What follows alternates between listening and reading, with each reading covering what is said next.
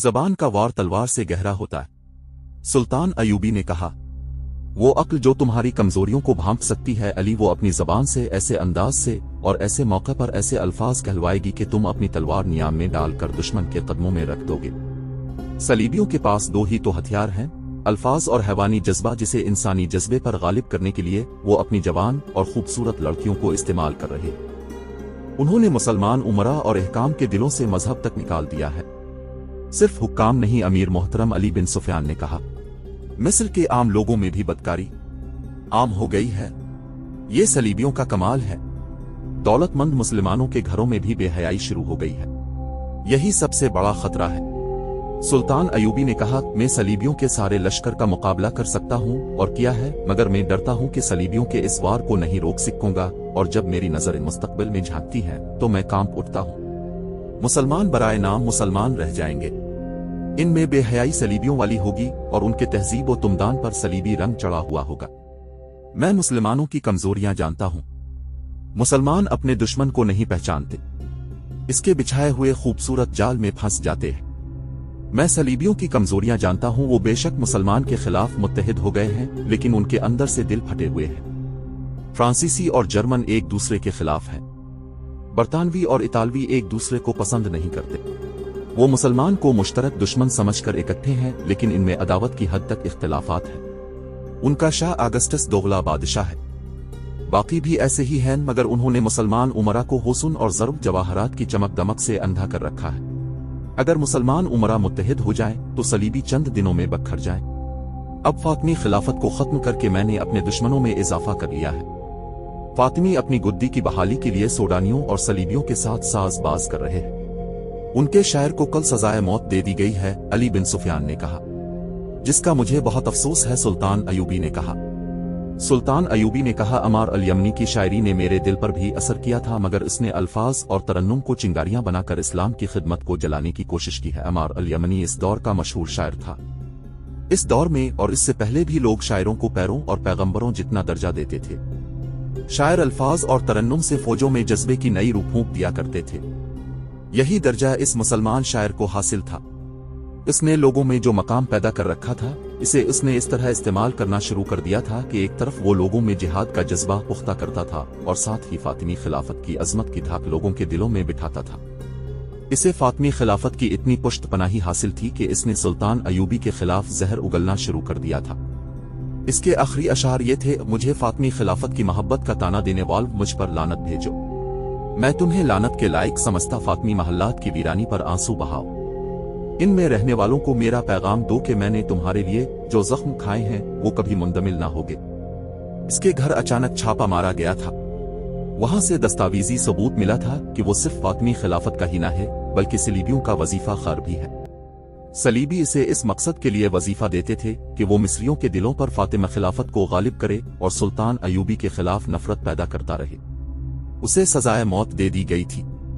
जिस कौम के शायर भी दुश्मन के वजीफा खार हों, इस कौम के लिए जिल्लत व सिवाई है।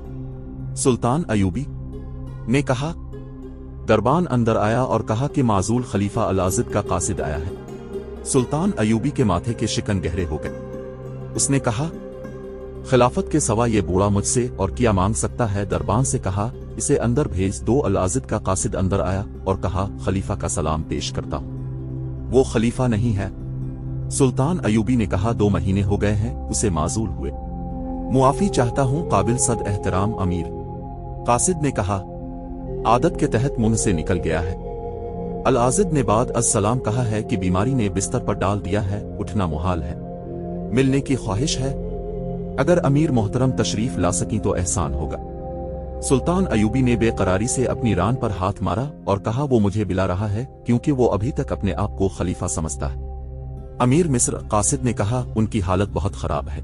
महल के तबीब ने खतरे का इजहार किया है। ये उनका देरीना मर्ज है जो गम और गुस्से में तेज हो जाता है। अब तो वो उठने से माजूर हो गए हैं। कासिद ने जरा झक कर कहा। उन्होंने ये भी कहा है कि आप अकेले तशरीफ लाएं।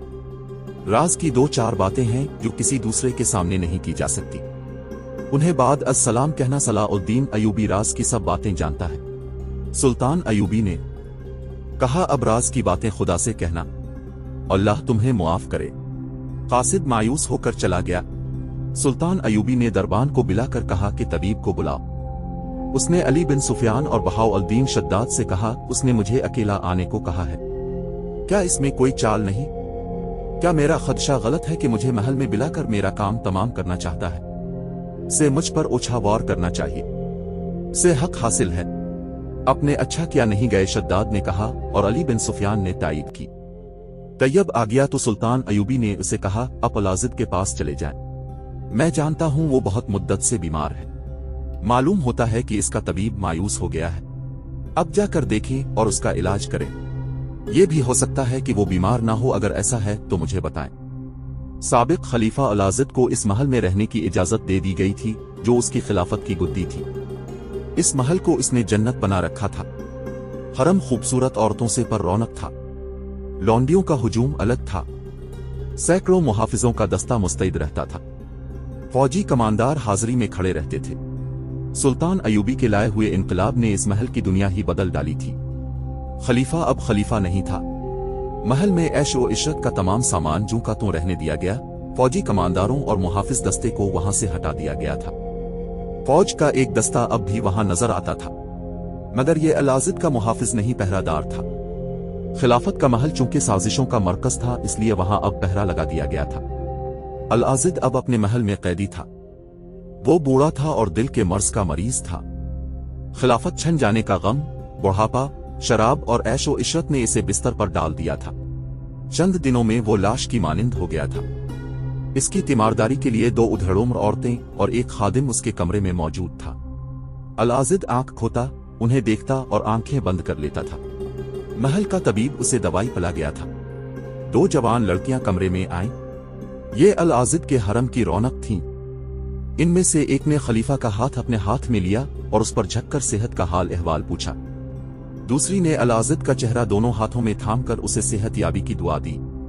दोनों लड़कियों ने एक दूसरी की आंखों में देखा और एक ने कहा, आप आराम फरमाए, हम आपको बे आराम नहीं करेंगी। दूसरी ने कहा, हम हर वक्त साथ वाले कमरे में मौजूद रहती है, बिला लिया करें। और दोनों कमरे से निकल गईं। अलाजिद ने कराकर लंबी आह भरी और अपने पास खड़ी उधेड़ उम्र औरतों से कहा, ये दोनों लड़कियां मेरी तीमारदारी के लिए नहीं आती थीं। ये देखने आई थीं कि मैं कब मर रहा हूं। मैं जानता हूं उन्होंने अपनी दोस्तियां लगा रखी हैं। ये गिद्ध हैं, मेरे मरने का इंतजार कर रही है। उनकी नजर मेरे माल और दौलत पर है। तुम दोनों के सिवा यहां मेरा हमदर्द कौन है? कोई नहीं, कोई भी नहीं। फातमी खिलाफत के नारे लगाने वाले कहां गए?